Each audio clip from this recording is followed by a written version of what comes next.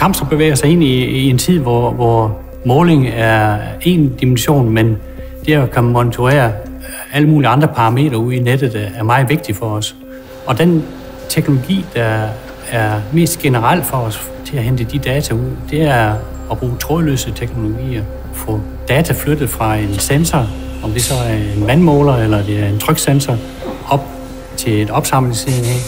Og IoT'erne, vi hører om nu, det er i princippet bare en anden protokol, en anden frekvens i forhold til det, vi har lavet i 15 år.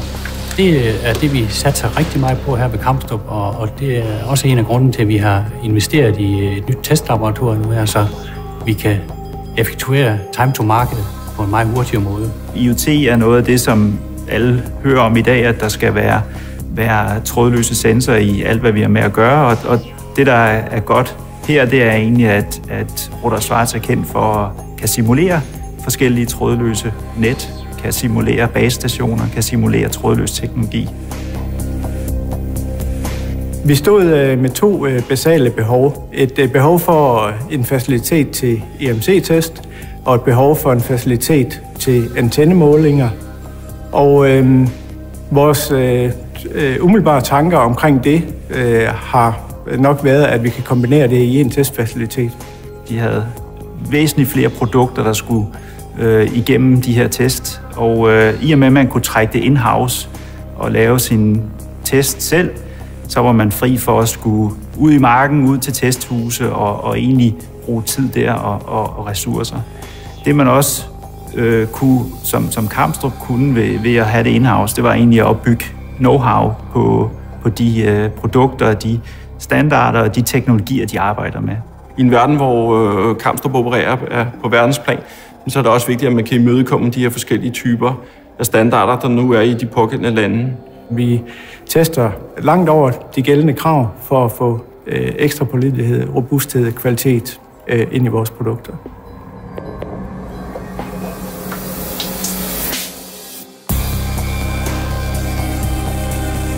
Vi er jo ikke kun leverandør, men vi er også en rådgiver.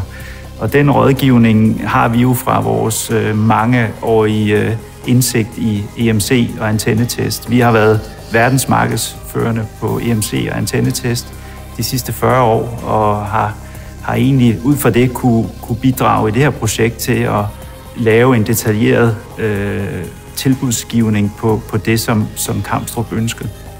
I kraft af, at vi er en stor organisation, også med lokalt stedværelse i Danmark, så har vi udnyttet af, at vi har nogle applikationsfolk i Danmark, men vi har også udnyttet af, at vi har eksperter i Tyskland, som vi har draget med ind i processen, som er meget dygtige på at designe de her målekammer, og har været i stand til at stille en masse kritiske spørgsmål, som Kamstrup har besvaret. Ud for det har vi så designet de her 2 målekammer.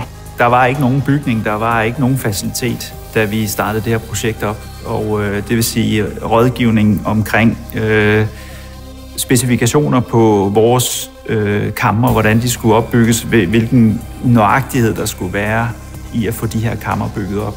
Og der stillede vores partner Albatros Project, som det hedder, de stillede selvfølgelig store krav til, at hvis de skulle levere de bedste kammer i verden, jamen så skulle faciliteten, hvor de skulle indbygges, skulle også bare være i orden. Og det igen fremhæver, at det, som Rudolf Schwarz og Albatros Project står for, det er høj kvalitet. Det har helt sikkert vist sig at være det rigtige valg. Vi har et antennekammer, som er optimeret i forhold til antennemålinger, specifikt på de frekvenser, som vi bruger i vores radioprodukter.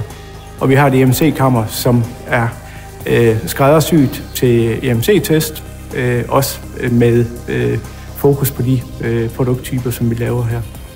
Det giver et løft kompetencemæssigt i Kamstrup. Det giver et løft i forhold til performance og kvalitet af vores produkter.